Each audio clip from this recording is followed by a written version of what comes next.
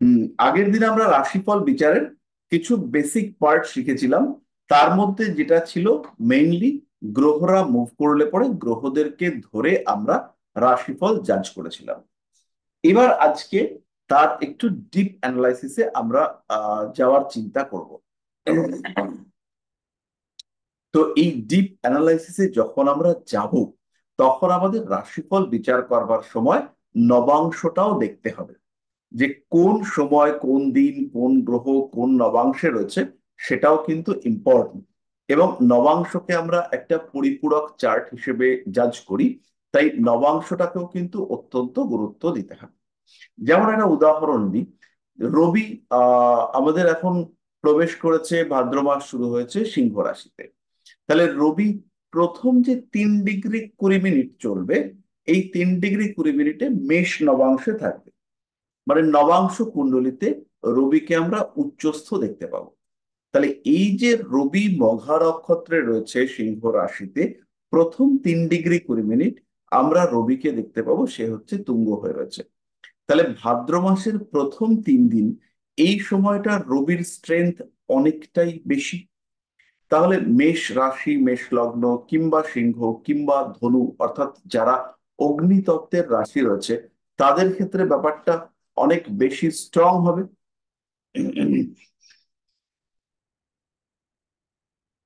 বলে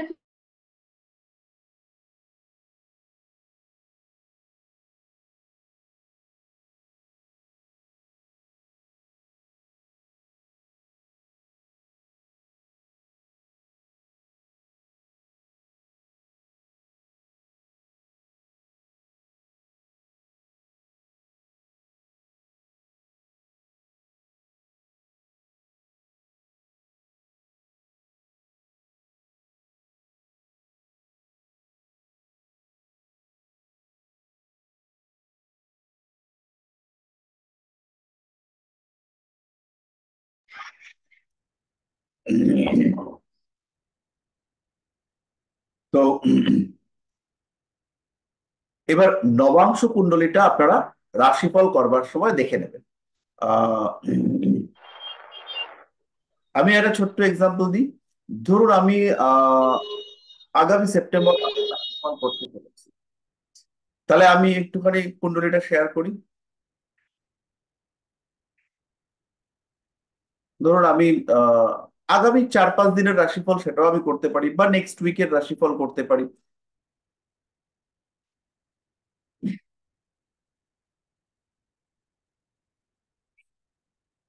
আমি একটু কুণ্ডলীটা এক্ষুনি শেয়ার করছি।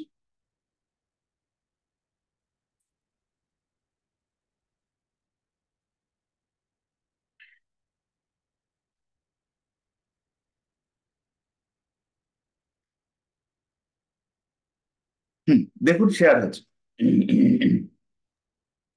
হ্যাঁ স্যার।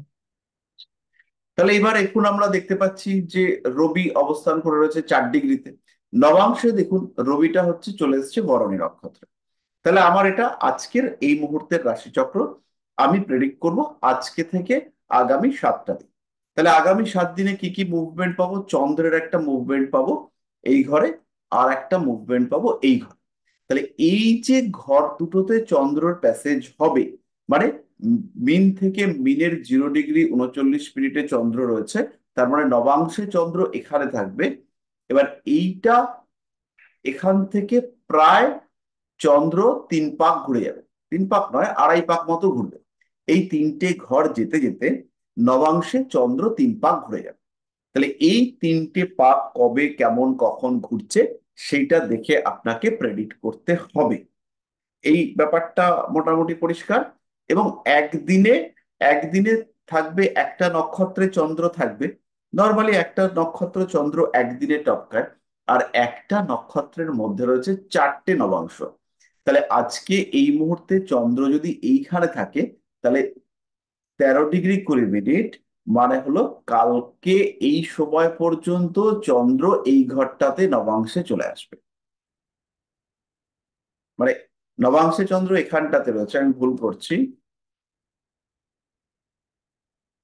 এখন নবাংশে চন্দ্র এই ঘরটাতে রয়েছে, একটা নক্ষত্র অতিক্রম করতে একদিন লাগবে, এই একদিনে চন্দ্র কিন্তু এই ঘরটাতে চলে আসবে। তার মানে আমরা যদি মনে করি যে একদিনের 4 ভাগ 4 ভাগ করে প্রেডিকশন করব, তাহলেও আমরা নবাংশ কুণ্ডলিতে চন্দ্রের অবস্থান দেখে প্রেডিকশন করতে পারি। আপনারা খালি কুণ্ডলিটা একটু দেখে নেবেন। তাহলে এইবার আমি যেটা করব,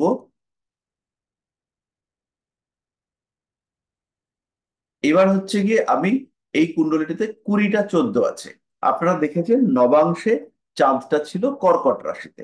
আমি 20-র সঙ্গে আর 4 ঘন্টা অ্যাড করে দিচ্ছি। 4 ঘন্টা মানে হচ্ছে 23টা, এটাকে 50 করে দিচ্ছি। তাহলেই আপনি দেখবেন যে নবাংশটা কিন্তু পাল্টে যাচ্ছে।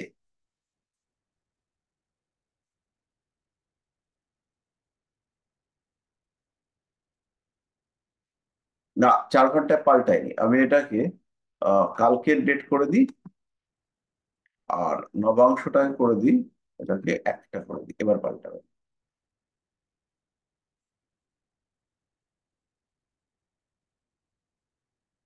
এবার দেখুন, চাঁদটা হচ্ছে গিয়ে সিংহের নবাংশে চলে এসছে। তাহলে আগে চাঁদটা ছিল কর্কটে, আর এখন চলে এসছে সিংহতে। তাহলে এই যে 4 ঘন্টা বা 4.5 ঘন্টা বা 5 ঘন্টার পরিবর্তন হলো, এই পরিবর্তনটাকেও আমরা আইডেন্টিফাই করতে পারি। এছাড়াও আমরা লগ্ন এবং লগ্নের নবাংশ চেঞ্জ করে করে দেখতে পারি। তো যাই হোক না কেন, এটা আমাদের বিচার্য নয়। যারা আমরা রাশিফল নিয়ে কাজ করব, তাদেরকে কিন্তু এইটা খেয়াল রাখতে হবে যে এখন শুক্র রয়েছে 26°21' সিংহ রাশিতে। তার মানে শুক্রের নবাংশ, এটা হচ্ছে শুক্র কিন্তু বৃশ্চিকে রয়েছে। তো এইভাবে আমাদেরকে শুক্র বৃশ্চিকে থাকলে কি ফল দেয়, সেটাও কিন্তু খেয়াল রাখতে হবে। তাহলে এই মুহূর্তে যদি আপনি মনে করেন কর্কট রাশির ভবিষ্যৎবাণী করবেন, তাহলে কর্কটের রাশির জন্য শুক্রের ভবিষ্যৎবাণী যদি করেন, তাহলে দুটো বিষয় খেয়াল রাখতে হবে। সেটা হচ্ছে কর্কট রাশির চতুর্থপতি, কর্কট রাশির চতুর্থপতি এবং একাদশপতি তিনি হচ্ছেন শুক্র। তিনি দ্বিতীয় ঘরে রয়েছেন। তার মানে নিজের ইনভেস্টমেন্ট, নিজের জমি বাড়ি জায়গাতে বসে ব্যবসা, এইগুলো লোকটার জন্য ভালো হবে। এবং সেই ব্যবসাতে কিন্তু অবশ্যই শুক্র পঞ্চমে রয়েছে এখানে, তার একটা ইম্প্যাক্ট পড়বে, কারণ শুক্র এখানে 5 নম্বর ঘরে রয়েছে। তাহলে শুক্র এই যে 5 নম্বর ঘরে থাকলো, তার কারণে কি হবে, এই লোকটা নিজের বুদ্ধি নিজের ইচ্ছা, তার কারণে ব্যবসার ক্ষেত্রে উন্নতি করতে পারবে। এইবার যখন আমি রাশিফলের আরেকটু ডেপথে যাওয়ার চেষ্টা করব, তাহলে কর্কট থেকে শুক্র চতুর্থপতি, সেই চতুর্থপতি শুক্র নবাংশে পঞ্চমে রয়েছে। তার মানে কি হতে পারে, চতুর্থ মানে বাড়ি, বাড়ির কাছাকাছি এই মানুষটার কোনো মানুষের সঙ্গে, কোনো মহিলার সঙ্গে বা কোনো পুরুষের সঙ্গে প্রেমজ সম্পর্ক তৈরি হতে পারে। তার সঙ্গে যুক্ত হয়েছে রাহু, মানে এই বিষয়টিকে সিস্টেম বা সমাজ খুব সহজে অ্যাকসেপ্ট করে না।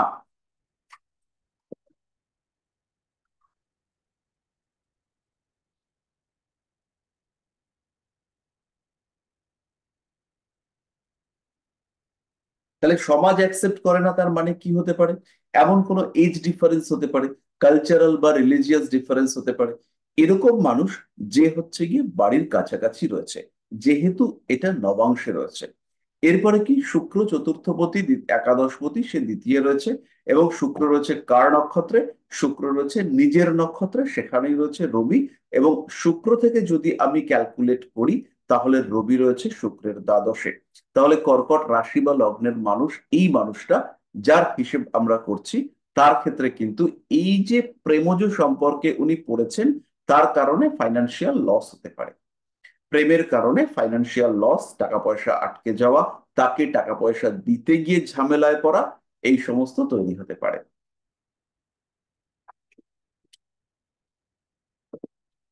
তাহলে কিছুটা ক্লিয়ার হলো কি ব্যাপারটা? স্যার, রবি দ্বাদশে বুঝতে পারেনি ব্যাপারটা।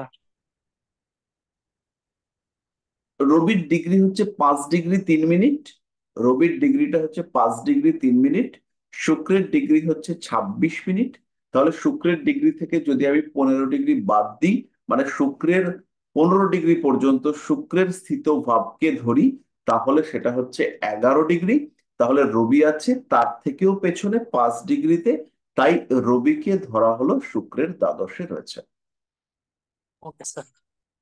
এবং যেহেতু শুক্রের দ্বাদশে রবি রয়েছে, তার কারণে শুক্রের কারণে রবির কিছুটা হানি এটা যেমন হতে পারে, ঠিক তেমন ভাবেই রবির কারণে শুক্রের হানি সেটাও হতে পারে। রবির কারণে শুক্রের হানিটা মানে হচ্ছে বংশ মর্যাদার কারণে প্রেমকে স্যাক্রিফাইস করে দেওয়া, এবং সেই যে প্রেমের স্যাক্রিফাইস হবে সেইখানে বা সেই স্থানে জাতক বা জাতিকা কিছুটা পরিবারের হস্তক্ষেপ। মানে বাবা চাইছে না যে বিয়েটা হোক, বাবা চাইছে না বিয়েটা হোক, কিন্তু কে বলবে যে বাবা চাইছে না বিয়েটা হোক? তখন মাসি এসে দায়িত্ব নিল, বলে ঠিক আছে আমি বলে দিচ্ছি যাতে ও এই বিয়েটা না করে। তো মাসি কি করলেন? মাসি এসে বলতে শুরু করলেন যে ভাই তুই এই বিয়েটা করিস না, এটা করলে কিন্তু তোর বাবা খুব কষ্ট পাবে। তো এই যে মাসি কুটুম্ব, তিনি দ্বিতীয় ভাব থেকে এসে হাজির হলেন। তিনি দ্বিতীয় ভাবে এই বিষয়টাতে ইনফ্লুয়েন্স করবার চেষ্টা করলেন, এবং রবির কারণে শুক্রকে স্যাক্রিফাইস হতে হলো। রবিকে, রবি হচ্ছে পিতা, রবি হচ্ছে বংশ, রবি হচ্ছে বংশ মর্যাদা, রবি হচ্ছে কুলমর্যাদা, তার কারণে এই জাতককে স্যাক্রিফাইস করতে হলো। আর শুক্রের দ্বাদশে যখনই রবির প্যাসেজ হবে, তখনই কিন্তু অবশ্যই প্রেমের ক্ষেত্রে একটা ঝামেলা, অশান্তি, গ্যাপ, ইগো প্রবলেম এই সমস্ত তৈরি হতে দেখতে পাওয়া যাবে।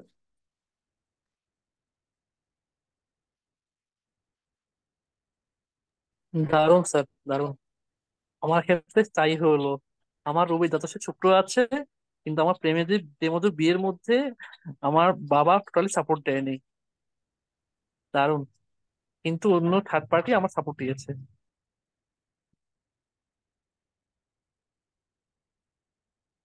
যাই হোক, এই বিষয়গুলো আমরা হচ্ছে গিয়ে মিলিয়ে দেখব বা প্রত্যেকটা ক্ষেত্রে দেখব। এবার নবাংশটা আপনারা এখনো যেহেতু শেখেননি, তাই জন্য নবাংশকে ইউজ করাটা একটু মুশকিল। নবাংশ পরে আপনারা ধীরে সুস্থে শিখবেন, যখন শিখবেন তখন ইউটিলাইজ করবেন। আমাদের সেকেন্ড পার্টে বা নেক্সট পার্টে আমরা যখন যাব, তখন আমরা হচ্ছে গিয়ে নবাংশের মধ্যে ঢুকবো। আপাতত আমরা নবাংশের দিকে যাচ্ছি না।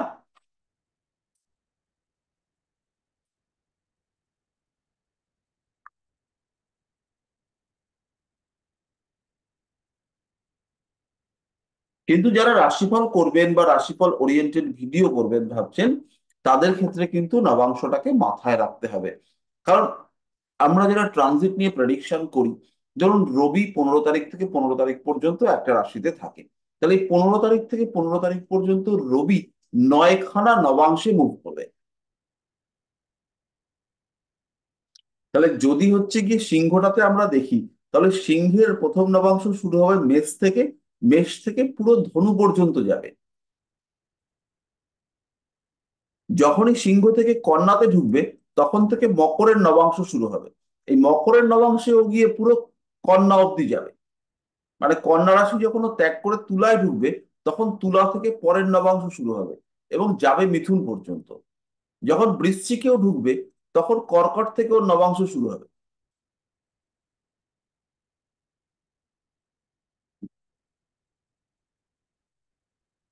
ফলে রবি যখন একটা রাশিতেই পাস করছে, তখন সে কিন্তু 9টা ভাগে 9 রকম ফল দিতে দিতে যাচ্ছে। আমরা যদি আরেকটু ডিপে যেতে চাই, যদি যাওয়ার আমাদের ক্ষমতা থাকে, আমার ক্ষমতা নেই, আপনাদের থাকতে পারে, যদি আমরা একটু ডিপে যেতে পারি, তাহলে আমরা চন্দ্রকলা নাড়ি ইউজ করতে পারি। সেখানে তো একদম ডিগ্রির খন্ড খন্ড খন্ড খন্ড ভাব দেওয়া হয়ে যায়, কিন্তু সেখানে প্রেডিকশন করা রিয়েলি টাফ। রিয়েলি মানে রিয়েলি টাফ, মারাত্মক টাফ। তাহলে এই ব্যাপারটাকে আপনারা খেয়াল রাখবেন। একটা নক্ষত্র, তার মধ্যে রয়েছে 4টে চরণ বা 4টে পদ। প্রত্যেকটা পদ হচ্ছে 3 ডিগ্রি 20 মিনিট করে। প্রত্যেকটা পদ একটা করে নবাংশকে রিপ্রেজেন্ট করে। তাহলে প্রত্যেকটা ঘরে, প্রত্যেকটা রাশিতে আমরা 9টা করে পদ পাই। প্রত্যেকটা পদ একটা করে আলাদা নবাংশকে নির্দেশ করে। তাই প্রত্যেকটা পদের ধর্ম, তাদের গুণ, সেগুলো কিন্তু আলাদা। যাই হোক, যারা একটু একটু প্রেডিকশনের দিকে এগোচ্ছেন বা একটু ইউটিউব ভিডিওস করতে চাইছেন বা করবেন, রাশিফল নিয়ে একটু ভিডিও করবেন, তাদের জন্য আজকে এটা আমাদেরকে আর কি কাজে লাগবে, তারা এটাকে ইউজ করতে পারবেন।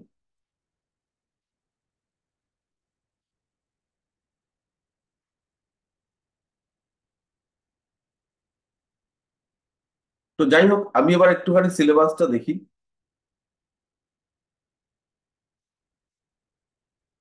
আমাদের ছিল কনসেপ্ট অফ রেট্রোগ্রেশনের পরে আমাদের সিগনিফিকেটরস ছিল। তো এই সিগনিফিকেটরস এর নিয়ে আমি আজকে একটুখানি পড়াই। তো একজন আপনাকে এসে বলল যে দাদা, আমার তো জমির দলিলটা খুঁজে পাচ্ছি না। আপনাকে এসে বললো এই লোকটা যে দাদা, আমার তো জমির দলিলটা খুঁজে পাচ্ছি না, আমি তো কি করে কি পাবো আমার জমির দলিল। তাহলে এই যে ঘটনা, এই ঘটনাটাকে আমাকে অ্যানালাইসিস করতে হবে। এইটাকে অ্যানালাইসিস করে বলবার চেষ্টা কি কেউ করবেন কোন কোন ভাবকে আমরা নেব?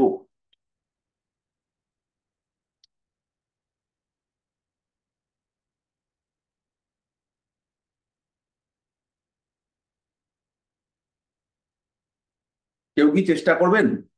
6 নম্বর ভাব। স্যার 6, 11। তারপরে 7ও কি দেখতে পারি? স্যার 4, 6, 11। স্যার স্যার চতুর্থ ভাব। হুম, স্যার দ্বিতীয় ঘর থেকে কি জমির দলিলপত্র, টাকা, গয়না? হুম। তাহলে এবার একটা কমপ্লিট জায়গা এলো।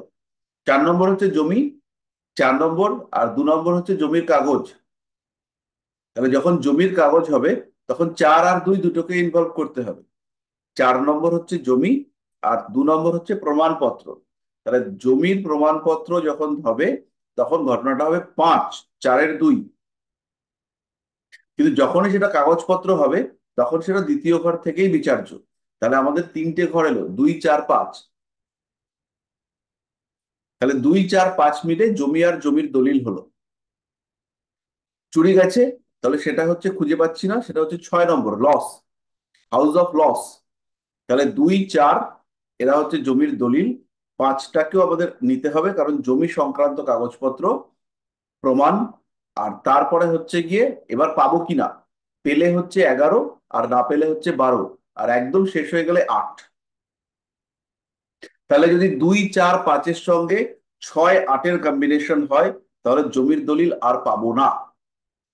2, 4, 5, 6 এদের যোগাযোগ হয়েছে, সেখানে হচ্ছে গিয়ে 12 নম্বর ঘরের যোগাযোগ হয়েছে। তার মানে জমির দলিলটা আছে, আমার হাতে না থাকলেও কোথাও না কোথাও আছে, কাঠখড় পুড়িয়ে পেতে পারি। যদি এখানে 2, 4, 5, 6 এবং 11 কানেকশন হয়, তার মানে জমির দলিলটা পাবো, অবশ্যই পাবো, বেশি কাঠখড় পোড়াতে হবে না। জমির দলিল খোঁজার যে আমি চেষ্টা করছি সেটাতে আমি সাকসেসফুল হব। তাহলে সিগনিফিকেটের ব্যাপারটা কি পরিষ্কার হলো? আপনারা কি মোটামুটি বুঝতে পারলেন?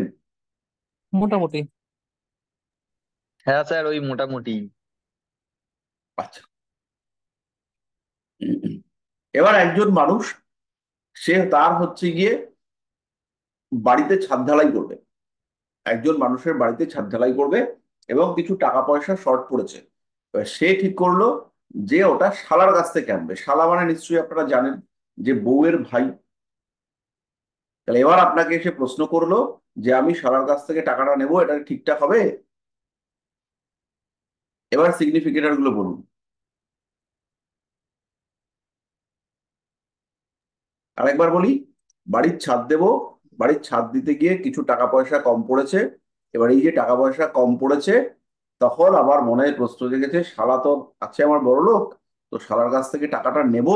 এইটা নিলে পরে বউয়ের ভাই, বউয়ের ছোট ভাই, তার থেকে টাকা পয়সা নিলে পরে অশান্তি হবে কিনা।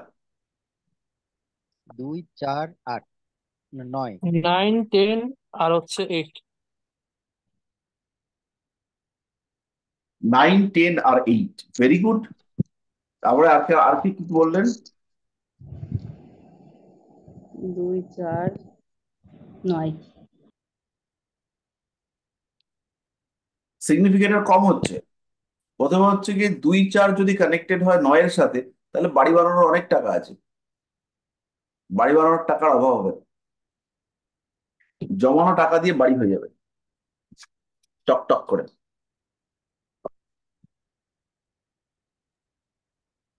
স্যার 2 4 6 9। ঋণের ক্ষেত্রে 6 আসবে। তাহলে 6টা এখানে ইম্পর্টেন্ট, ছাড় দিতে হবে, বাড়ি হবে 4।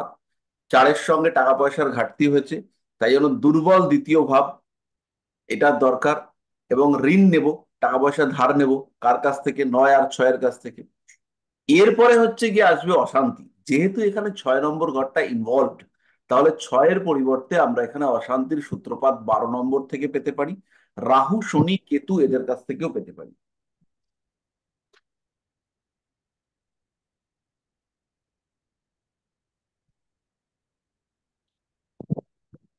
বোঝা গেল? তাহলে যদি আমরা দেখি যে 2-এর সাথে 4-এর কানেকশন হয়েছে, 2 নম্বর ঘরটা দুর্বল আছে, এবং তার সঙ্গে সঙ্গে 6 নম্বর ঘরের অধিপতি চতুর্থ ভাবকে পীড়িত করছে, এই অবস্থায় আমাদের 9 নম্বর ঘর কোনোভাবে 4 নম্বর ঘরটাকে সাপোর্ট করেছে, তাহলে আমরা দেখতে পাবো যে অবশ্যই আমাদের শালার কাছ থেকে ঋণ পাওয়া যেতে পারে। এইবার সেই পরের প্রশ্ন হচ্ছে গিয়ে ঋণ নেওয়াটা এটা স্যাটিসফ্যাক্টরি হবে কিনা, অর্থাৎ ঋণ গ্রহণ যেটা হচ্ছে সেটা আমাদের জন্য সঠিক হবে কিনা। তাহলে ঋণ গ্রহণটা সঠিক হতে গেলে আমরা কি করব? আমরা একদম সিম্পলি দেখব যে এখানে 6 8 12-র কোনো কানেকশন পাচ্ছি কিনা। যদি দেখি 6 8 12 শনি রাহু কেতুর কানেকশন পাচ্ছি, তাহলে ধরে নিতে হবে অশান্তি হচ্ছে। এইবার একটি কথা আছে, এবার হচ্ছে গিয়ে 9 নম্বর ঘরকে আপনারা সবাই শ্যালক হিসেবে ধরে নিলেন, ভেরি গুড, কোনো অসুবিধা নেই, একদমই বউয়ের ছোট ভাই। কিন্তু বৈদিক জ্যোতিষ বলছে আপনার যিনি পিতা, তাকেও আমরা 9 নম্বর ঘর থেকে বিচার করব। এইবার পিতা আর শ্যালক এদের দুটোকে আলাদা করবেন কি করে?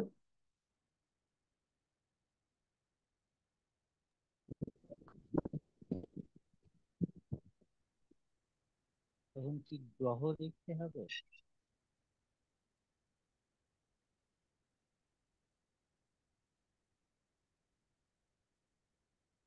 তখন আমাদের গ্রহ নিতে হবে।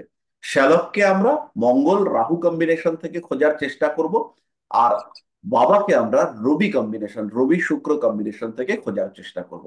শুক্র পিতা, এটা আপনারা সবাই জানেন, কারণ পিতার শুক্রই আমাদের উৎপত্তি। আচ্ছা, তাহলে মোটামুটি সিগনিফায়ার ব্যাপারটা বুঝতে পারা গেল।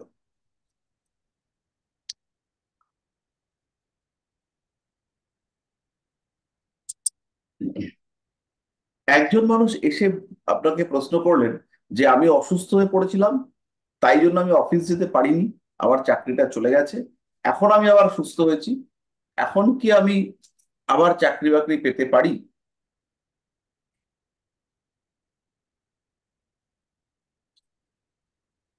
তাহলে রোগের কারণে চাকরির চলে গেছিল, এটা কোত্থেকে বিচার করব? বলা যেতে পারে। আবার চাকরি পাবো কিনা, এটা কোথা থেকে বিচার করব?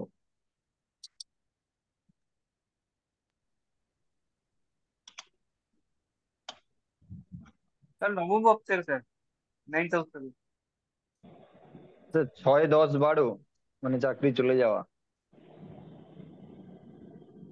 আর 6 10 8। লগ্ন আছে, শরীর খারাপ করলো। পঞ্চম ভাব, দশমের অষ্টম। গুড, ভালো হচ্ছে, খুবই সুন্দর হচ্ছে।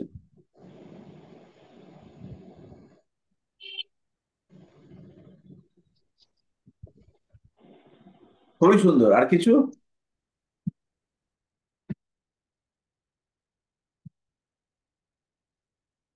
আচ্ছা, রোগের কারণে চাকরি চলে যাওয়া, এইটা একটু জটিল ব্যাপার। জটিল ব্যাপারটা কিরকম? রোগ হচ্ছে 6th হাউস, আর চাকরি চলে যাওয়া হচ্ছে 5th হাউস। তাহলে চাকরি চলে যাওয়া এবং রোগ, ইমিউনিটি সিস্টেম যদি ভালো হয় তাহলে রোগ হবে না। তাহলে 5 নম্বর ঘরটা পীড়িত, 5 নম্বর ঘরটা প্রবল ভাবে পীড়িত। কার দ্বারা পীড়িত হতে পারে? যে কোনো পাপ গ্রহের দ্বারা পীড়িত হতে পারে। 5 নম্বর ঘরটা পীড়িত, 5-এর সঙ্গে 6-এর কানেকশন, 5-এর সাথে 6-এর কানেকশন, 5 নম্বর ঘর পীড়িত। এটা হচ্ছে রোগের কারণে চাকরি চলে যাওয়ার সম্ভাবনা। ঠিক আছে, চাকরি চলে যাওয়ার সম্ভাবনাকে কনফার্ম করবে কে? সেটা হচ্ছে 9 নম্বর ঘরের উপরে কোনো একটা পাপ গ্রহের ট্রানজিট, বা 9 নম্বর ঘরে কোনো একটা পাপ গ্রহের অবস্থান। ট্রানজিটও হতে পারে, রেগুলার অবস্থানও হতে পারে। 9 নম্বর ঘরে কেন নিলাম? এ তো আমাদের ভাগ্য ঘর। নিলাম এই কারণে, কারণ 9 নম্বর ঘর হচ্ছে গিয়ে পেশার দ্বাদশ, কর্মের দ্বাদশ। তাহলে শুভ গ্রহ থাকলে পরে 9 নম্বর ঘরে যদি শুভ গ্রহ থাকে, তাহলে 10 নম্বর ঘরটা ব্যালেন্সড হয়। আর 9 নম্বর ঘরে যদি অশুভ গ্রহ থাকে, তাহলে 10 নম্বর ঘরের ব্যালেন্স নষ্ট হয়। তাহলে এই ক্ষেত্রে 5 খারাপ গ্রহ, 6 নম্বর ঘরে, 6 নম্বর ঘরের সঙ্গে 5 নম্বর ঘরের সম্পর্ক, এবং তাদের সঙ্গে 9 নম্বর ঘরের সম্পর্ক, এইটা যদি দেখতে পাওয়া যায়, তাহলে চাকরি চলে যাওয়া রোগের কারণে হতে পারে। এইবারের প্রশ্নটা হচ্ছে যে আমি এবার চাকরিটা পাবো কিনা। তাহলে এবার আমি চাকরি পাবো কিনা আরেকটা পুরোপুরি সেপারেট কোশ্চেন। এই কোশ্চেনের উত্তর কোথায় খুঁজবো? এই কোশ্চেনের উত্তর একদম সিম্পলি 2, 6, 10, 11। 2 কথাবার্তা, বাক্য, ইন্টারভিউ, কানেকশন, যোগাযোগ, কাছের মানুষজন, ডিগ্রি, সার্টিফিকেট, কোর্স, এই সমস্ত কারিকুলাম। 6 হচ্ছে প্রচেষ্টা, কম্পিটিশন, অনেক লোক পরীক্ষা দিতে গেছে বাট আপনি চাকরি পাবেন, কম্পিটিশন। আর 10 হচ্ছে চাকরি পাওয়া, চাকরিটা পেলাম। 11 হচ্ছে সাকসেস, আলটিমেটলি চাকরিটা আমি পেয়েই গেলাম। আমি দেখা গেল ইন্টারভিউ দিলাম, চলো সাকসেসফুল। পরের দিন আবার ইন্টারভিউ দিলাম, চলো সাকসেসফুল। পরের দিন একদম শেষ ইন্টারভিউ, এবার না, ও তো এসছিল, খুবই ভালো কথা, কিন্তু ওর চোখগুলো কেমন বিড়ালের মতো, ক্যান্সেল। ইন্টারভিউ হওয়া, বসের পছন্দ হয়নি চোখ, চোখগুলো এরকম মাছের মতো চোখ দরকার আমাদের অফিসে, চাকরি হলো না। এবার এইখানে হচ্ছে গিয়ে আপনি 10 আর 6, 2, 6, 10-এর কানেকশনে আপনি এই লাস্ট ইন্টারভিউ পর্যন্ত পৌঁছে গেলেন, কিন্তু 11 যদি কানেকশন না থাকে, তাহলে হচ্ছে গিয়ে আলটিমেটলি আপনি সেটা পাবেন না। আপনি দেখা গেল অন্য লোক চাকরি পেয়ে গেছে, আপনি মুখ গম্ভীর গোমড়া করে বাড়ি চলে এসেছেন, আয়নায় দেখে বেড়াচ্ছেন, কোথায় আমার চোখ বেড়ালের মতো, আমার তো চোখ মাছের মতোই ছিল।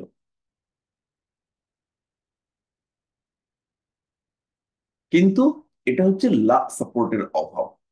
রিসেন্ট এক ভদ্রলোকের সঙ্গে কথা বলছিলাম, রিসেন্ট মানে আজকেই একটু আগে।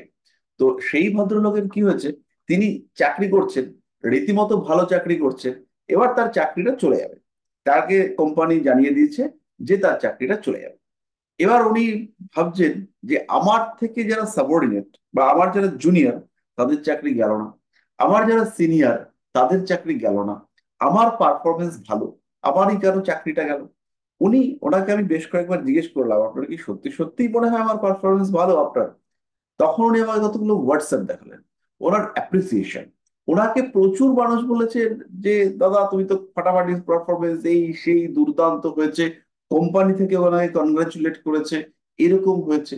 কিন্তু ওনাকে চাকরিটা যাচ্ছে। এবার রিজন কেন চাকরি যাচ্ছে, কারণ হচ্ছে গিয়ে অন্য একটা কোম্পানি এই কোম্পানিকে কিনে নিয়েছে।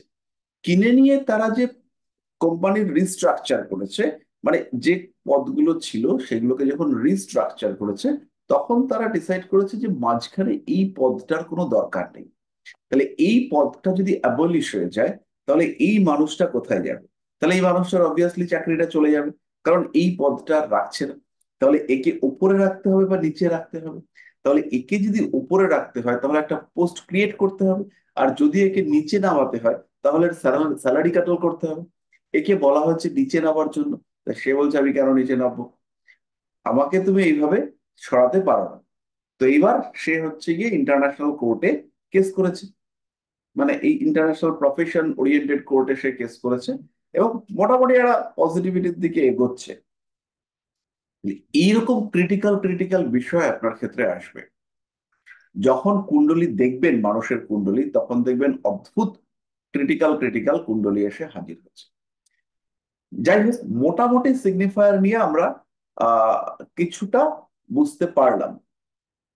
বাকিটা প্র্যাকটিস করতে করতে আরো আমাদের বুঝতে হবে কোন বিষয়কে আমরা কোন জায়গা থেকে কোন ক্ষেত্র থেকে আইডেন্টিফাই করবার চেষ্টা করি, কোন বিষয়টাকে কোন ঘর থেকে বিচার করা হয়। এগুলো একটু দেখলে পরেই আপনারা আস্তে আস্তে বুঝতে পারবেন। তো যাই হোক, এই পার্টটা আমরা মোটামুটি সিগনিফায়ারটা বুঝতে পেরেছি। এরপরে আমাদের অ্যাস্ট্রোলজির একটা বিরাট বড় গুরুত্বপূর্ণ জায়গা, সেটা হচ্ছে গিয়ে analytical relationship between age and events. অর্থাৎ কোনো একটা বয়স এবং সেই বয়সে ঘটমান ঘটনা বা সম্ভাব্য ঘটনা, তার ইঙ্গিত, তার সঙ্গে সম্পর্ক। যেমন ধরুন, একটা চার্ট আমার কাছে এলো, আমি আপনাদেরকে বারবার একটা কথা বলি যে আপনারা কোনো ব্লাইন্ড চার্ট দেখবেন না।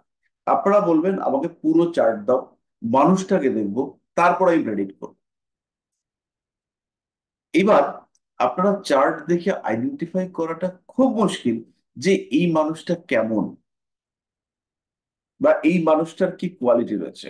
রিসেন্ট আমি একটা চার্ট দেখলাম এক ভদ্রমহিলা, সেই ভদ্রমহিলা উনি জন্ম থেকেই একটা চোখ ওনার অন্ধ।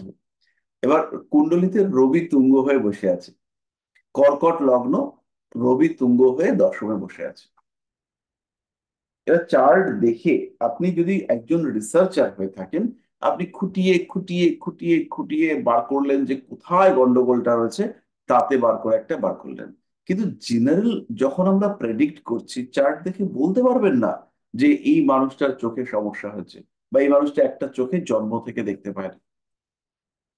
খুব খুব রেয়ার কেসে আপনারা বলে ফেলতে পারবেন, কিন্তু বেশিরভাগ ক্ষেত্রে আইডেন্টিফাই করতে পারবেন না যে এই মানুষটার চোখের সমস্যা হয়েছে। এনিওয়ে, তো যে চার্ট যখন আপনারা দেখবেন, আমি এরকম দেখেছি একজন মানুষের মঙ্গল হচ্ছে গিয়ে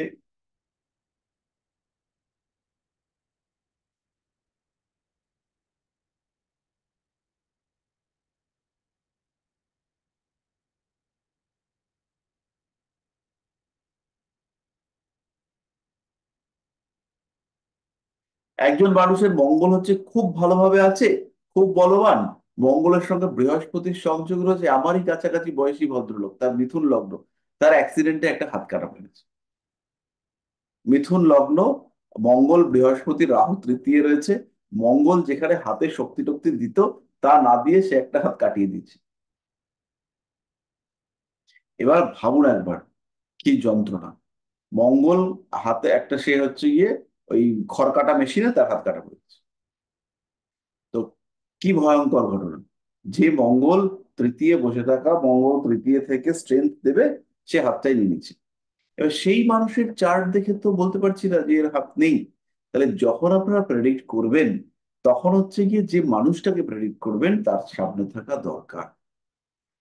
এবার আমাদের যে স্থান কাল পাত্র ওরিয়েন্টেড প্রেডিকশন, তো আমি বারবার আপনাদের একটা কথা বলি যে প্রেডিকশন ব্যাপারটা হচ্ছে ম্যাজিক নয়। আমরা ভগবান নই যে আমরা একদম দেখবো। আর আমরা হচ্ছে গিয়ে প্রফেশনাল অ্যাস্ট্রোলজিক্যাল গাইড, আমরা দেবতা নই, আমরা দৈবজ্ঞ নই। বরাহমির বলে গেছেন অ্যাস্ট্রোলজাররা দৈবজ্ঞ, কিন্তু আমরা দৈবজ্ঞ নই, সত্যি সত্যিই নই। তো আমাদের কুণ্ডলী জাজ করতে গেলে, আমাদের কুণ্ডলীটাকে ডিটেল অ্যানালাইসিস করতে গেলে আমাদেরকে বুঝতে হবে যে কুণ্ডলীটা কি কুণ্ডলী আমি দেখছি বা কার কুণ্ডলী দেখছি। কুণ্ডলী টুণ্ডলী খুব ভালো দেখে নিলাম, খুব মনে শান্তি চলে এলো। এইবার বলল যে আমার বাচ্চাটা প্রত্যেক দুদিন পর পর হসপিটালে ভর্তি করতে হয়। কারণ কি? কারণ সিম্পল বাস্তু প্রবলেম। আপনি চার্টে আইডেন্টিফাই করতে পারেননি, আপনি ব্যর্থ হয়েছেন, কারণ চার্টে প্রবলেমটা নেই। ফলে আপনাকে পুরোটা দেখতে হবে, একটা ডিটেইল অ্যানালাইসিস, আপনাকে এটা বুঝতে হবে। যদি সে আপনাকে টোটাল দেখতে ছেড়ে দেয়, তাহলে প্রচুর গাইড করা প্রয়োজন রয়েছে। আর যদি এরকম হয় যে সে ছেড়ে দেয়নি, সে হচ্ছে আপনাকে হেল্প করছে, সে বলছে যে আমার এই প্রবলেম বা আমার এই সমস্যা, আমি কি করব, তাহলে আপনার পক্ষে গাইড করাটা খুব ইজি। যেমন আমি আপনাদেরকে গল্প করেছিলাম, এক ভদ্রলোকের দশমে রাহু আছে। তো জেনারেলি দশমের রাহু চাকরির ক্ষেত্রে প্রবলেমই দেয়। রাহু যোগাযোগ ঘটায়, রাহু কোনো একটা বিষয়ের স্পেস ক্রিয়েট করে, Rahu ups and downs create করায়, রাহু একটা কনফিউজিং কন্ডিশন ক্রিয়েট করায়, রাহু এই ধরনের নানান রকম সমস্যা সৃষ্টি করে। কিন্তু এই নানান রকম সমস্যার মধ্যেও রাহু কিন্তু ব্যাকআপও দিতে পারে, যেটা এই মানুষটার ক্ষেত্রে দিয়েছে। এবার কি ব্যাকআপ দিয়েছে? ব্যাকআপটা দিয়েছে এই মানুষটার যতবার চাকরির পজিটিভ চেঞ্জ হয়েছে, প্রত্যেকটা বারে মানুষটার চাকরিটা হয়েছে রাহুর অন্তর্দশা প্রত্যন্তর্দশা এরকম সময়।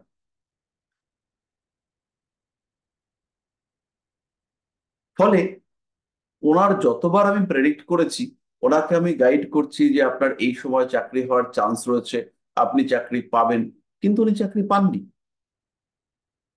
গন্ডগোল হয়েছে, ওনার পক্ষে চাকরি পাওয়া এটা পসিবল হয়নি। তারপরে কি হলো, ওনার কাছ থেকে আমি ডেট গুলো নিলাম যে আপনি কবে কবে চাকরি পেয়েছেন সেই ডেট গুলো দিন। তখন আমি ম্যাচ করে দেখি যে প্রত্যেকটা ডেটের সঙ্গে রাহুর কানেকশন রয়েছে। আইদার 10th হাউসের ওপর থেকে রাহু যাচ্ছে, অথবা হচ্ছে গিয়ে রাহুর সঙ্গে অ্যাসোসিয়েটেড কোনো গ্রহের দশা চলছে, কিছু না কিছু কানেকশন সেটা দেখতে পাওয়া যাচ্ছে। তাহলে যখনই রাহু বারবার কানেক্টেড হচ্ছে, যতবার রাহুর কানেকশন আমরা দেখতে পাচ্ছি, তার মানে এটা একদম পরিষ্কার করে মাথায় রাখতে হবে যে রাহু এই জাতকের চাকরি পাওয়া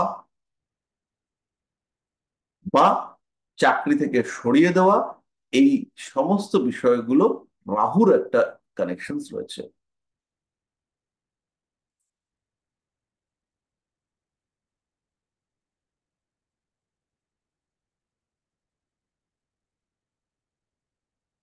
তাহলে পরের মন্তব্য আমাদের কি হবে? তাহলে আমরা দেখলাম যে রাহু কোথায় রয়েছে, কি অবস্থায় রয়েছে, কি কন্ডিশনে রয়েছে। রাহুকে আমরা দেখে রাহু কোন সময় চাকরিটা দিতে পারে সেইটা দেখে আমরা বলবো যে এই সময় রাহু চাকরিটা দেবে, এই সময় তুমি চাকরি পেয়েছো। বা পরে কবে রাহুর প্রত্যন্তর দশা আসবে সেই সময় সে চাকরি পাবে। ব্যাপারটা হচ্ছে গিয়ে সেই মানুষটা যদি সাপোর্টিভ হয় যার জন্য আপনি জাজ করছেন, তাহলে বিচারটা ইজি। আর যদি সেই মানুষটা সাপোর্টিভ না হয়, একদম খুঁজে খুঁজে খুঁজে খুঁজে আপনাকে বলতে হবে, তাহলে কিন্তু আপনার ক্ষেত্রে এই ঘটনা ম্যাচ করবে না।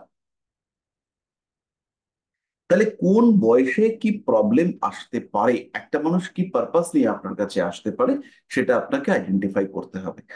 দুটো প্রসেস, একটা হচ্ছে হোরারি আর একটা হচ্ছে ইমাজিনেশন। আপনাকে ধরে নিতে হবে যে 19 বছরের একটা ছেলে বা একটা মেয়ে যে সমস্যা নিয়ে আসবে, 60 বছরের একটা ছেলে বা মেয়ে সেই সমস্যা নিয়ে আসবে না। আবার বাবা মা 5 বছরের একটা বাচ্চার কুণ্ডলিতে যে সমস্যা নিয়ে আপনার কাছে আসবেন, 45 বছর বয়সের সেই সমস্যা নিয়ে আসবে না। যদি কোনো বাবা 40 বছর বয়সের ছেলে মেয়ের কুণ্ডলী নিয়ে আসে, তাহলে তার সমস্যা কিন্তু জটিল। ছেলে আসেনি, বাবা মা এসেছে, তার মানে কিন্তু আপনাকে রিয়ালাইজ করতে হবে যে ছেলে এই অ্যাস্ট্রোলজিতে বিলিভ করে না।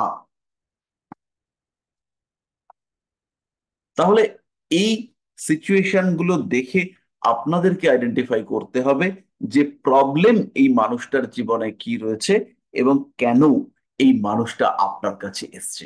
এর জন্য হোরারি সিস্টেম রয়েছে, আমরা হোরারি এখনো শিখিনি, আমরা শিখবো।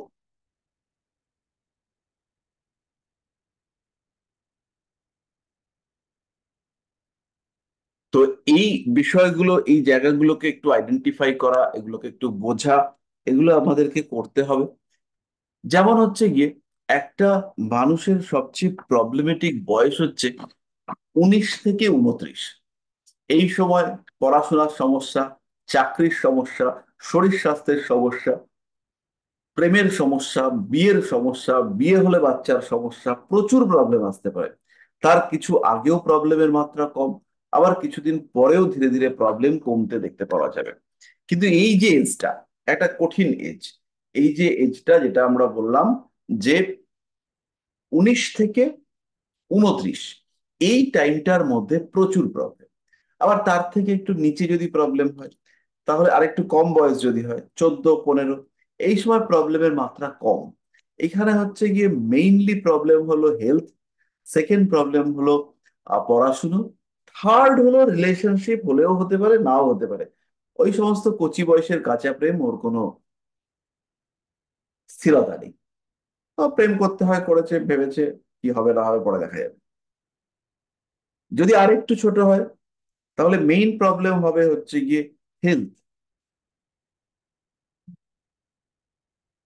তাহলে কি প্রবলেম হচ্ছে, কি প্রবলেম নিয়ে আপনার কাছে এসছে, সেইটাকে আইডেন্টিফাই করার আরেকটা প্রসেস হচ্ছে কি এইটা।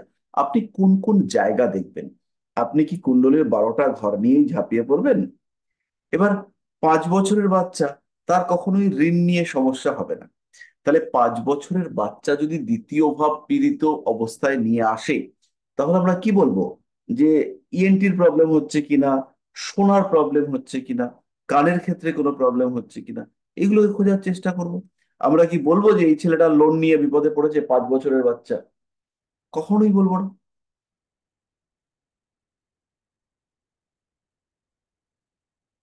একবার এক অ্যাস্ট্রোলজার, তিনি এক ক্লায়েন্টকে বলে ফেলেছেন, মহিলা ক্লায়েন্ট, যে আপনার প্রোস্টেট গ্ল্যান্ডটা ঠিকঠাক পজিশনে নেই। তো মহিলাদের ক্ষেত্রে যে প্রোস্টেট গ্ল্যান্ড থাকে না, এই বোধটাই তার ক্ষেত্রে নেই। সেই অ্যাস্ট্রোলজারকে আমি একটা বাস্তু দেখতে নিয়ে গিয়েছিলাম। তো বাস্তু দেখতে নিয়ে গিয়ে আর কি দেখলাম যে সেই বাড়িটার ওয়েস্ট নর্থ ওয়েস্ট, মানে ওয়েস্ট নর্থ ওয়েস্ট দিকটা, সেই দিকটা ডিস্টার্ব হয়ে আছে। তাহলে আমি তাকে আর কি বললাম যে আপনার ইউরিনের কিছু প্রবলেম আছে কিংবা প্রস্টেটের প্রবলেম হয়? তো সে তো পুরুষ ছিল, বললো হ্যাঁ হয়। তো এই অ্যাস্ট্রোলজার সেখানে গেছে, আর পরে আর একটা বাড়িতে গিয়ে সেখানে মহিলা দেখেছে। মহিলাকে বলে দিয়েছে যে আপনার কি প্রস্টেটের প্রবলেম হয়? তো সেই যাকে আর কি বলেছে, যে মহিলা, তার হাজবেন্ড আবার সেই ব্যাপারটা বুঝেছে। সেই হাজবেন্ড ব্যাপারটা বুঝে সে আবার বলেছে না, এখন হচ্ছে না, তবে ভবিষ্যতে মনে হচ্ছে হবে। এবার অ্যাস্ট্রোলজার আবার বলে যে হতেই হবে, কিছু করার নেই। হুম। তো যার প্রস্টেটই নেই তার তো প্রস্টেটের প্রবলেম হতে পারে না। তো time, event, man to man signifier, এগুলো ভ্যারি করে। এবারে এই একই কুণ্ডলী, একই বাস্তু, সেখানে এই বাড়ির বয়স্ক লোক বা পুরুষ মানুষ, তার কিন্তু প্রস্টেটের প্রবলেম হতে পারে। এবারে যেখান থেকে আপনি প্রস্টেটের প্রবলেম দেখবেন, গতকাল আমি একটা চার্ট দেখলাম, সেই চার্টের মানুষটার ক্ষেত্রে হার্নিয়া হয়েছে। তো হার্নিয়া যেটা হয়েছে, হার্নিয়া আপনারা জানেন যে ওটা একটা আহ, যে কোটিং গুলো থাকে বা যে কভার থাকে, সেই কভারটা ড্যামেজ হয়ে যায়। যেমন ধরুন আমাদের পেটের মধ্যে যে কভার রয়েছে, সেই কভার ড্যামেজ হয়েছে। কভার ড্যামেজ হয়েছে কিরকম? যে আমাদের পেটে তো একটা অ্যাবডোমিনাল ক্যাভিটি রয়েছে, একটা গর্ত জায়গা রয়েছে। সেই জায়গাটার পেটটা যে ঠিকঠাক রয়েছে, পেটে তো হাড় নেই, কিন্তু পেটটা একটা সুন্দর অবস্থায় রয়েছে। তাহলে এই যে পেটটা একটা সুন্দর অবস্থায় রইলো, সেইখানে পেটটা সুন্দর অবস্থায় একটা আহ ব্যবস্থার মাধ্যমে রয়েছে, একটা স্ট্রাকচার রয়েছে। এই স্ট্রাকচারটা নষ্ট হয়ে যাওয়াটা হচ্ছে হার্নিয়া। এবার এই স্ট্রাকচারটা বিভিন্ন ভাবে নষ্ট হয়। তো এবার তার হচ্ছে গিয়ে হার্নিয়া হয়েছে তার পায়ের যে ভাঁজ, মানে যাকে আমরা কুচকি বলে থাকি, সেই জায়গাটাতে হয়ে তার যে অন্ডকোষ, সেই জায়গাটা অ্যাফ্লিক্টেড হয়েছে। অন্ডকোষ মানে আপনারা সবাই জানেন। তো তার সেখানে প্রবলেম হচ্ছে। এবার যার প্রস্টেটের প্রবলেমকে আপনি যেখানে আইডেন্টিফাই করবেন, সেই একই জায়গা থেকে আমরা আইডেন্টিফাই করব এই টাইপের প্রবলেম, যেটা আমি বললাম হার্নিয়া। কারোর পাইলস হয়েছে, পটি করবার সময় রক্ত পড়ে, সেটাকেও আমরা একই জায়গা থেকে আইডেন্টিফাই করব। তাহলে আইডেন্টিফিকেশনটা টাফ। এবং আপনার মনে হতে পারে যে আহ, আমি মানে আমি আর কি কম জানি, তার জন্য আমার প্রেডিকশনে এরকম হচ্ছে। কিন্তু বেসিক্যালি বিশ্বাস করুন, আমি যে তাবর তাবর জ্যোতিষী তাদের সঙ্গে কথা বলেছি, যারা ভীষণ ভাবে ফেমাস, তাদের সঙ্গে আমি কথা বলেছি, তারা প্রত্যেকেই হচ্ছে গিয়ে এই জায়গাটাতে এসে ধাক্কা খান। এবং যখনই নলেজ লেভেলটা বেড়ে যাবে, তখন কিন্তু প্রেডিকশনের জায়গাটাতে কোশ্চেন চলে আসবে। কোশ্চেনটা কিরকম? এসে কোশ্চেন করুন, আমি উত্তর দেবো। আপনি প্রশ্ন করবেন, আমি উত্তর দেবো। ইয়েস, নো, গুড টাইমিং খুঁজে বার করে দেওয়া। যেমন একটা লোক আজকে এসে বলল যে আমি বিজনেস করব, কি বিজনেস করব? আমি তো পুরো কনফিউজড, আমি বলতে পারছি না কি বিজনেস করবে। কারণ আমাকে দেখতে হবে যে এই লোকটার সেভেন্থ হাউসের সাথে থাকা গ্রহ, সেভেন্থ লর্ড এর কনস্টিলেশন লর্ড, এরা কি অবস্থায় আছে। এবার দেখা গেল আমি 14টা ব্যবসা বার করলাম। এবার 14টা ব্যবসা যদি এই লোকটাকে আমি বলতে যাই, তাহলে তো আমি কাহিল হয়ে পড়বো। আর আমি যদি কাহিল কোনো কারণে নাও হই, লোকটা কাহিল হয়ে পড়বে। তাহলে আমাকে জিজ্ঞেস করতে হবে কি, আপনি কোন ব্যবসাগুলো করতে চাইছেন।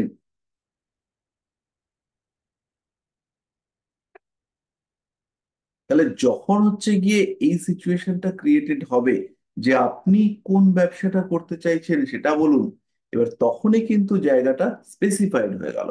সে যদি দুটো ব্যবসা বলে, এই দুটোর মধ্যে সিলেকশন অনেক ইজি, তাহলে সেটা আমাকে করতে হবে, এবং সেটাই অ্যাস্ট্রোলজি, সেই গাইডেন্সটাই ওই মানুষটার দরকার। ওই মানুষটা কি ভাবছে এটা নিয়ে ওই মানুষটার কোনো হেডেক নেই। কিন্তু কিছু কিছু মানুষ আছেন আমাদের অ্যাস্ট্রোলজারদের কাছে এসে বলেন যে আপনি আগে বলুন কি হবে, তারপর আমি বলবো। তো এরকম বেশ কিছু মানুষকে আপনারা পাবেন। তারা নিজেদের ভালো করতে নয়, আপনাদের ভালো করতেই আসবে। কারণ ওইভাবে আপনাকে যদি প্রশ্ন করে বারবার, আপনি ব্যতিব্যস্ত হয়ে যাবেন। তাহলে আমাদের একটা মানুষ যখন আসবে, তাহলে প্রথম হচ্ছে গিয়ে কি কি বিষয় নিয়ে তার প্রশ্ন হতে পারে, তার একটা রূপরেখা আমাদের মনের মধ্যে তৈরি করে নিতে হবে। সেই রূপরেখা তৈরি হওয়ার পরে আমরা এগোতে পারবো।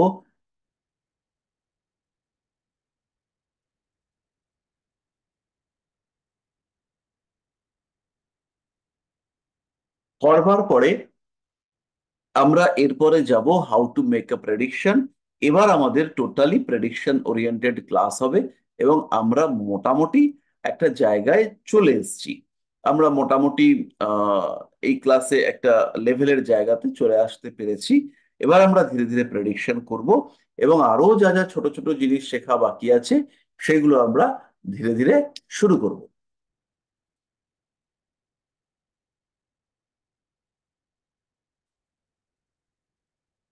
আমাদের যারা 223 ব্যাচে রয়েছেন, তাদের ক্ষেত্রে আরো কিছুদিন, মোটামুটি আরো 1 বছর আমাদের এই এডুকেশনের জার্নিটা চলবে। আর যারা 2025-এর এ ব্যাচে রয়েছেন, তাদেরকে হচ্ছে গিয়ে আমরা সেপ্টেম্বর থেকে, এই ক্লাসটা তো আপনারা করছেনই, নিউ ক্লাসে অ্যাড করিয়ে নেব। নিউ ক্লাস মানে নিউ ব্যাচে অ্যাড করিয়ে নেব। যাই হোক, আহ মান্ডবী কেমন লাগছে ক্লাস?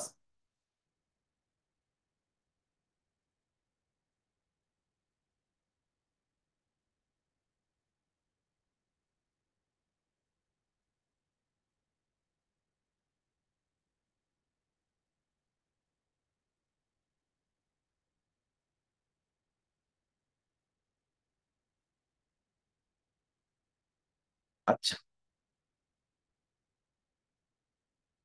আচ্ছা, শুনতে পাচ্ছে না মনে হয়। লিখেছে ভালো স্যার। আচ্ছা, তো এনিওয়ে, সুতরাং যখনই কোনো একটা মানুষ আসবেন, তখন আমাদের একটা আহ ধারণা করে নিতে হবে যে এই মানুষটার এই প্রবলেম হতে পারে। তাহলে যদি 55-এর একজন মানুষ এসে আমাদের কাছে আসেন, তিনি স্ত্রী, তাহলে তার কি কি প্রবলেম হতে পারে? এটা বলবেন অপূর্ব বিশ্বাস। অপূর্ব বিশ্বাস যদি বলতে না চান, তাহলে এটা বলবেন হচ্ছে আহ সুপ্রতিম বলতে পারেন। 55 বছরের একজন মানুষ, তিনি কি কি প্রবলেম নিয়ে আসতে পারেন? হ্যাঁ স্যার, আমি বলছি স্যার এটা 55 বছরের মানুষ, তার স্বাভাবিক তার বয়স হয়ে গেলে একটা শরীরের সুস্থতা কামনা করা হয়, তার শরীর নিয়ে আসবে, এবং তার ভবিষ্যৎ পায়ে ব্যথা কি কারণের জন্য হচ্ছে, বা পারিবারিক সচ্ছলতা, এই দুটো তিনটে প্রশ্ন নিয়ে আসবে স্যার।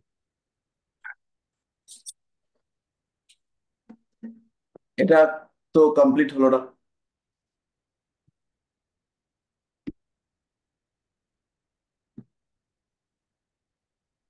55 বছর এটা। আর কিছু? হ্যাঁ স্যার, তারপরে ধরো সেই ব্যক্তি বা সেই জাতক বা জাতিকা তার আগামী দিনটা কেমন যেতে পারে, বা কোনো শরীরে সমস্যা আসতে পারে কিনা ইন ফিউচার, ভবিষ্যতে, এই ধরনের প্রশ্ন ওরিয়েন্টেড আমার মনে হয় রাখবে। এবার হচ্ছে গিয়ে আহ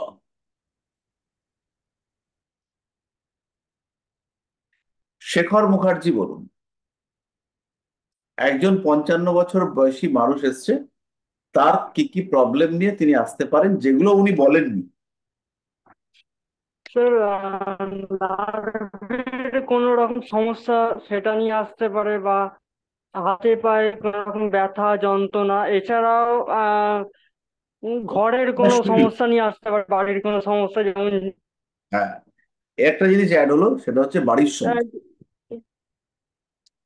আর কি নিয়ে আসতে পারে? বাড়ির কোনো সমস্যা। তারপরে স্যার ছেলে বৌমা নিয়ে কোনো যদি পারিবারিক প্রবলেম হয়, সেই সব সমস্যাগুলো নিয়ে আমার মনে হয় আসতে পারে। পারিবারিক সমস্যা নিয়ে আসতে পারে। আর কি নিয়ে আসতে পারে? হাজবেন্ডের স্যার হেলথ। স্যার অংশীদারি কোনো ঝামেলা থাকলে। আহ অংশীদারি কোনো সমস্যা। তো মোটামুটি আমাদেরকে একটা ইয়ার ওয়াইজ টাইম ফ্রেম ধরতে হবে, যে 0 থেকে 4 বছর পর্যন্ত এই টাইপের প্রবলেম আসবে। 4 বছরে স্কুলে গেল, 4 থেকে মোটামুটি 10 পর্যন্ত সেই স্কুলেই থাকবে। তারপরে 11 বছর থেকে 17-18 স্কুল চেঞ্জ হবে, এটা খেয়াল রাখতে হবে। 19, 20, 21, 22 এই সময় কলেজ বা গ্রাজুয়েশন বা ইঞ্জিনিয়ারিং বা মেডিকেল এই সমস্ত পড়তে ঢুকেছে, এই সময় কিছু চেঞ্জেস দেখতে পাওয়া যাবে। এই যে টাইমটা, এই সময় কিন্তু চেঞ্জের মাত্রা বিশাল। এই তারপরে হচ্ছে গিয়ে আরেকটু বেশি বয়স, আপ টু 40, এই সময় পেশা, কাজকর্ম, পেশাগত ট্রেনিং, প্রমোশন, বিয়ে, বিয়ের যোগাযোগ, সন্তান হবে কিনা, সন্তানের ভাগ্য, এরকম বহু বহু বিষয় নিয়ে, প্রশ্ন নিয়ে জাতক আমাদের কাছে আসতে পারে। তারপরে একটা ভাগ করবেন, তার সঙ্গে চাকরি রয়েছে, প্রফেশন, সেভিংস, বিজনেস, প্রত্যেকটা বিষয় নিয়ে আমাদের সঙ্গে সে কথা বলতে পারে। তারপর আরেকটা ভাগ করবেন, তারপরের ভাগটা হচ্ছে মোটামুটি 40 থেকে 55 পর্যন্ত। এই সময় কিন্তু চাকরির নিয়ে টেনশন হতে পারে, কিন্তু চাকরি নিয়ে টেনশন হলেও চাকরি গেলে পরে কিন্তু এই জাতক মহা বিপদে পড়ে যাবে। মানে এই ধরনের জাতকদের কাছে আলটিমেটলি জায়গা তৈরি করাটা খুব টাফ, যদি ওই বয়সে বিপদ আসে। তখন ফ্যামিলি, ম্যারেজ, হেলথ, বাচ্চার শরীর স্বাস্থ্য, ফার্দার এডুকেশন, মামলা মোকদ্দমা, লিটিগেশন, এই সমস্ত নিয়ে চিন্তা ভাবনা আসতে পারে। তাহলে এইগুলো যখন যখন যেমন যেমন আসবে, যে যে বয়স, সেই সময় দেখতে হবে। এরপরের স্টেজটা মোটামুটি 50 থেকে 60-এর কাছাকাছি, তখন কিন্তু রোগ ধরতে শুরু করবে, শরীর তখন বড় দুর্বল। তখন হচ্ছে গিয়ে শরীরের দিকে খেয়াল রাখতে হবে। আর শরীরের সঙ্গে সঙ্গে জমি জায়গা, প্রপার্টি, অ্যাসেট, ছেলে মেয়ে, এদের বিয়ে, ছেলের চাকরি, মেয়ের চাকরি, শরীর স্বাস্থ্য, ফাইন্যান্সিয়াল স্টেবিলিটির চেষ্টা, শেষ চেষ্টা, শেয়ার মার্কেটে টাকা ইনভেস্ট করবে কিনা, এই সমস্ত বিষয়গুলো দেখতে হবে। কিছু কিছু সময় কিছু কিছু মানুষ শেয়ার ট্রেডিং এগুলো নিয়েও কাজকর্মের কথা চিন্তা করেন, এবার তাদের ক্ষেত্রে এই যোগ আছে কিনা সেটা স্পেসিফাই করে দিতে হবে। তারপরের বয়সে গিয়ে আর বিরাট দুশ্চিন্তা করবার জায়গা নেই। এবার হচ্ছে গিয়ে আস্তে আস্তে টাটা করবার বয়স চলে আসছে। 60-65 এর পর থেকে জাতক বা জাতিকা এরা দুর্বল হতে শুরু করবে, এবং বেশিরভাগ ক্ষেত্রেই দেখতে পাওয়া যাবে যে ওই শেষের পর্যায়ে এসে এরা ইনঅ্যাক্টিভ হয়ে পড়েছে।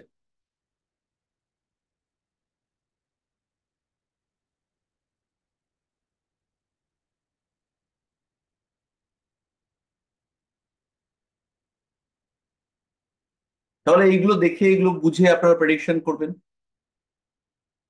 এবার একটা হোমওয়ার্ক দেওয়া হয়েছে আজকে, সেই হোমওয়ার্কটা একটু বুঝিয়ে নিই। ধরুন আপনার বাড়িতে 5 জন সদস্য আছে, তাহলে এই 5 জন সদস্যের 5টা কুণ্ডলী তৈরি করতে হবে। 5টা কুণ্ডলী তৈরি করে খাতায় লিখতে হবে, তার মোটামুটি দশা পিরিয়ডটাকে সেপারেট করে দিতে হবে। তাহলে এই দশা পিরিয়ডটা যখন সেপারেট করে দেওয়া হলো, দশা অনুযায়ী আপকামিং কয়েকটা দশাতে কি ঘটতে পারে সেটা লিখে ফেলতে হবে। যদি সেটা ঘটে, ভীষণ ভালো, আপনি হ্যাপি, আপনার প্রেডিকশন, আপনার শিক্ষা সম্পূর্ণ হয়েছে। যদি সেটা না ঘটে, তাহলে আপনার কেন ঘটলো না সেটাকে আইডেন্টিফাই করতে হবে, সেই সময় ট্রানজিট গোচর সেটাকে বুঝতে হবে, বুঝে প্রেডিকশনের দিকে আবার এগোতে হবে, পরে আরেকজনের প্রেডিকশন করলাম।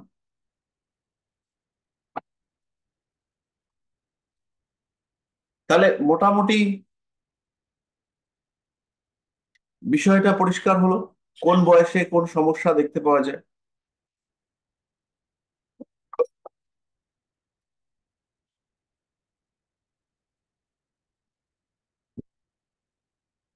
আচ্ছা,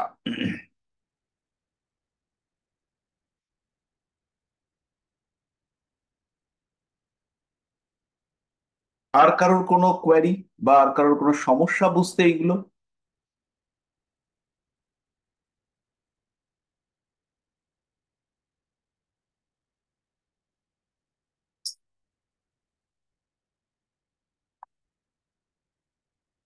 স্যার, লগ্ন কুণ্ডলীর কি আলাদা কোনো ভিডিও কোথাও দেয়া আছে আপনার, খুঁজে মানে পাবো? লগ্ন কুণ্ডলী সম্পর্কে ধারণা আমার কম আছে। লগ্ন কুণ্ডলীটাই তো কুণ্ডলী, জন্ম কুণ্ডলীটাকেই তো লগ্ন কুণ্ডলী না বলা না, হয়। সরি সরি, নবাংশ নবাংশ যেটা পড়াচ্ছিলেন। না, নবাংশ তো এখনো পড়ানো হয়নি। নবাংশ এখন আপনারা সফটওয়্যার দেখে ইউজ করবেন। যখন আপনারা প্রেডিকশন করছেন তখন হচ্ছে গিয়ে নবাংশটাকে দেখতে হবে। করছেন তো অল্প অল্প অনেকেই টুকটুক করে, তো সেই সময় নবাংশটাকে অ্যাজ এ পরিপূরক কুণ্ডলী দেখে নেবেন। কারণ পরাশর মুনি নবাংশকে অত্যন্ত গুরুত্ব দিয়েছেন এবং তিনি বলেছেন যে যাই করো না কেন, যাই দেখো না কেন, নবাংশটাকে অবশ্যই দেখবে।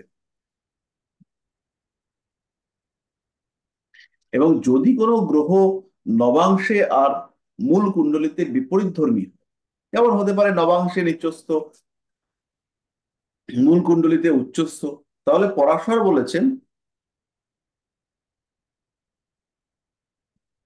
যে নবাংশকে এখানে গুরুত্ব দিতে হবে।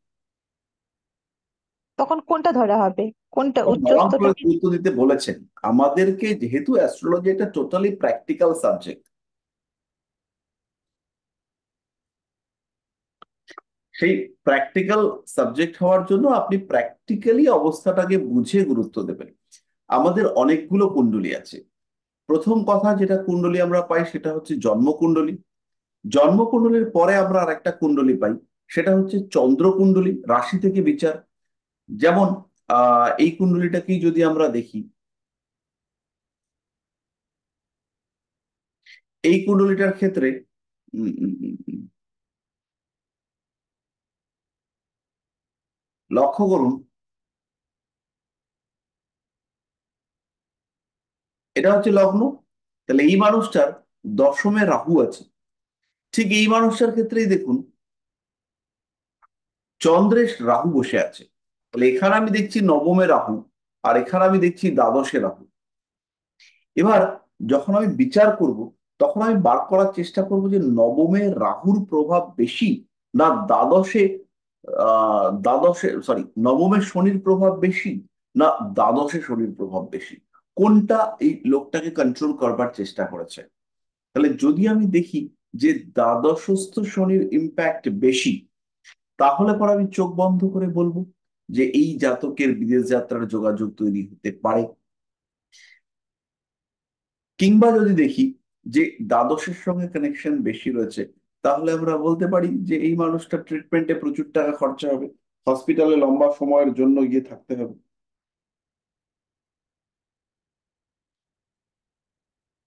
কারণ দ্বাদশ মানে তো হসপিটাল। তাহলে চন্দ্র থেকে দেখলে শনি দ্বাদশে রয়েছে, আর লগ্ন থেকে দেখলে শনি নবমে রয়েছে। নবম ভাবটা ভালো, খুবই ভালো, সবসময় কিছু না কিছু বেনিফিশিয়াল দেওয়ার চেষ্টা করে, কিন্তু দ্বাদশ ভাবটা তো খুবই খারাপ। তাহলে এই ক্ষেত্রে শনি চন্দ্রের দ্বাদশে ধরবো না লগ্নের নবমে ধরবো, সেটা ইভেন্ট দেখে আমাকে প্রেডিক্ট করতে হবে। এই জায়গাটা পরিষ্কার হলো? হ্যাঁ স্যার। যেমন দেখুন, লগ্নের সপ্তমে বৃহস্পতি সপ্তমপতি, তাহলে লগ্নের সপ্তমপতি সপ্তমে, আর বৃহস্পতি তিনি দ্বাদশে আছেন।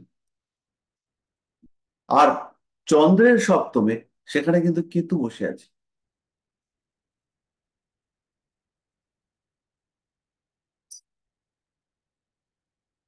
তাহলে বুঝতেই পারলেন যে বিবাহিত জীবন যদি দেখি মোটামুটি মোটামুটি শুভ চলছে, তাহলে আমি বলবো যে এই মানুষটার লগ্নটা হচ্ছে মিথুনের সঙ্গে বেশি ক্লোজলি অ্যাসোসিয়েটেড।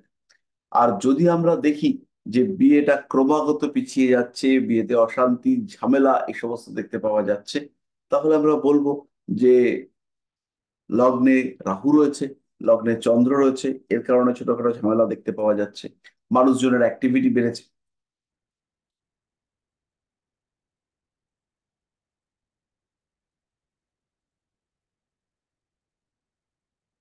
তাহলে মোটামুটি পরিষ্কার হলো।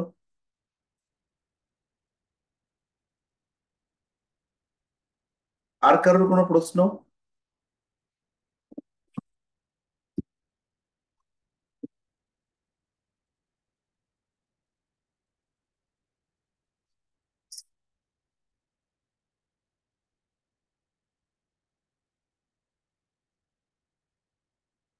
আচ্ছা, তাহলে আমরা শেয়ারটাকে স্টপ করি, আমাদের রেকর্ডিংটাকে অফ করি।